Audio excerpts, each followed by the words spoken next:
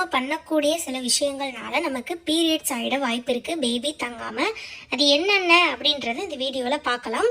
இப்போ தான் மேரேஜ் ஆகிருக்கு, இப்போ தான் நான் ட்ரை பண்ண ஆரம்பிச்சிருக்கேன் அப்படின்னா இதெல்லாம் ரொம்ப அப்படியே மைண்டில் ஏற்றிட்டு பயந்து இருக்கணுன்றது அவசியம் கிடையாது. நான் வந்து ரொம்ப மாதமாக ரொம்ப வருஷம் ட்ரை பண்ணுறேன், எனக்கு பேபி தங்க மாட்டேது.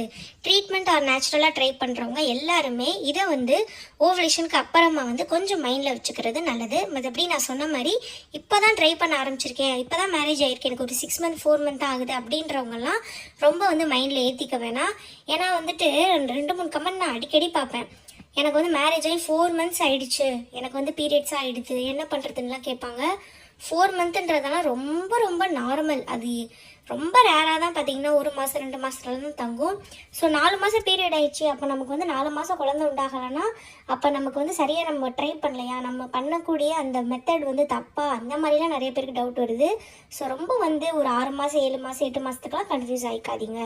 ஸோ நம்பர் 1 என்ன அப்படின்னு பார்த்தீங்கன்னா, ரொம்ப வந்துட்டு அழுகிறது, ரொம்ப சண்டை போடுறது, ரொம்ப டென்ஷன் ஆகிறது, இந்த மாதிரி விஷயங்கள் பேபி இம்ப்ளான்டேஷனை பாதிக்கும்.